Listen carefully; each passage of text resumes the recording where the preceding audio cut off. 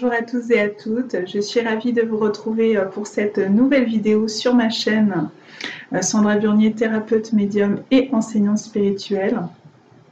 Écoutez, je vous offre cette vidéo pour entamer l'été. Elle portera sur tout l'été pour vous, sur les 3 mois à venir. Et comme il y a 3 mois, j'ai décidé de donner 3 thématiques.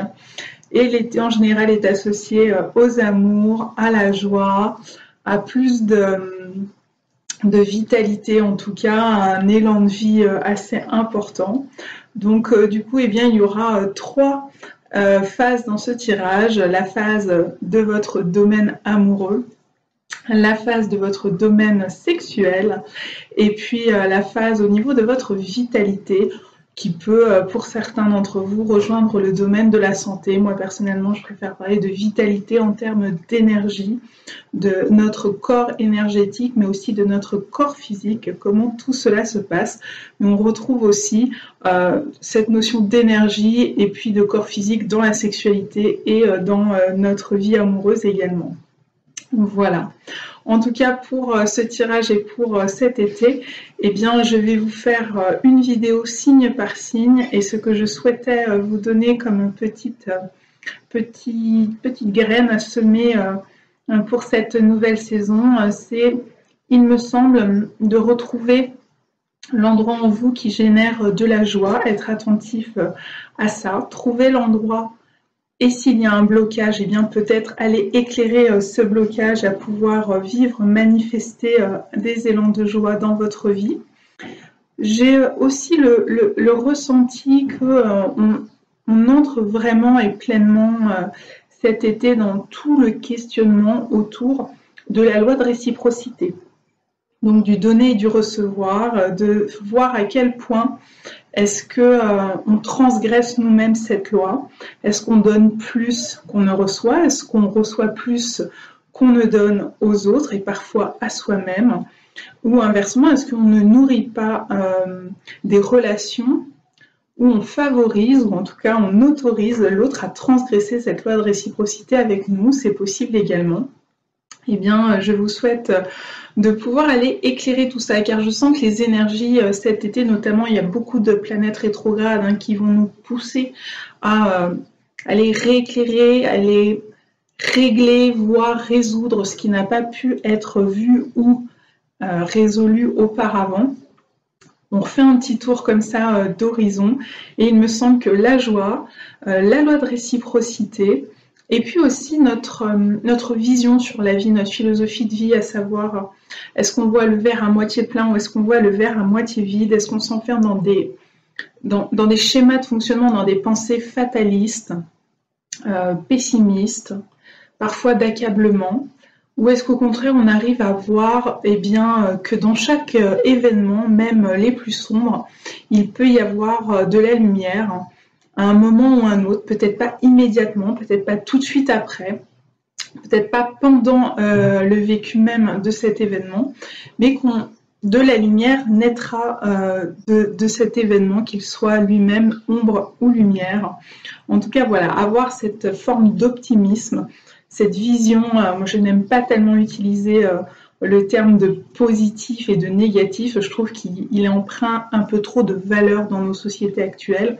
Donc on va plutôt parler d'optimisme ou de pessimisme, pardon. Voilà, où est-ce que vous vous situez? Est-ce que vous êtes capable cet été, par exemple, de tenter de changer votre vision des choses, votre vision de la vie? Alors l'un des meilleurs exemples, en tout cas celui qui me vient à l'esprit tout de suite, tout simplement parce que j'ai le bouquet de fleurs à côté de moi, et puis que je vous offre les énergies de ces roses roses, donc pleines d'amour pour vous qui regardez cette vidéo. Ces roses, elles ont été cassées, couchées par les tempêtes de grêle dans ma région. On a connu les orages violents, tempétueux, avec une grêle très forte et très présente. Et du coup, effectivement, il y a eu beaucoup de dégâts suite à ces événements météo. Il y a eu plusieurs régions de France très différentes les unes des autres qui ont été touchées successivement par ces petits ou grands événements climatiques, météorologiques. Et c'est difficile souvent hein, de trouver parfois de la lumière dans des événements qui parfois nous laissent impuissants, ici qui nous laissent même souvent impuissants. Je pense à tous ces exploitants, tous ces agriculteurs qui ont vu leur exploitation ravagée, et donc un peu une année morte hein, pour ce qui est de leur récolte, comme de leur bilan financier, de leur motivation aussi à faire le travail qu'ils font. Tout ça n'est pas très simple dans ces conditions-là. Donc voilà, ici en l'occurrence, moi, ce qui a pu ressortir de lumineux, en tout cas cette petite touche de lumière, eh bien, c'est que ça m'a permis de trouver des belles roses qui étaient cassées, fendues au niveau de leur branchage. Et donc je les ai récupérées pour leur permettre eh bien, une sorte de seconde vie, de renaissance près de moi dans ma maison, quelque temps, plutôt que de s'abîmer à l'extérieur et d'être piétiné, marché, cassé avec plus d'eau, plus de capacité à recevoir eh bien, ce dont elles ont besoin pour pouvoir s'épanouir. Donc voilà, voilà, ce qui me semble aussi important et que je dis rarement, mais voilà, là, je vais en profiter pour le dire, c'est que je ne coupe pas des fleurs pour les mettre chez moi. Souvent, je ramasse les fleurs ou les plantes ou ce qui a déjà été plus ou moins abîmé, déterré, cassé, coupé par quelqu'un d'autre et que je trouve comme ça sur mon chemin pendant mes balades. Voilà, je laisse le règne floral, végétal à sa situation d'origine, sauf si effectivement ça se présente à moi naturellement, spontanément. Donc je ramasse, je récolte ce que je trouve lors de mes balades, c'est mes petits trésors.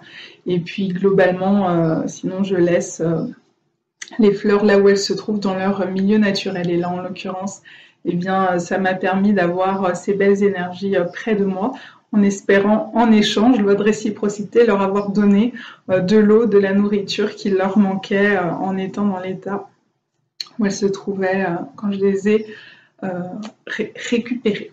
Voilà. Donc ceci, ce sera pour les énergies, pour vous guider un petit peu sur les énergies de votre été. Et puis maintenant, nous allons voir plus précisément, signe par signe, dans les 3 domaines précis que je vous ai cités, amour, sexualité, vitalité.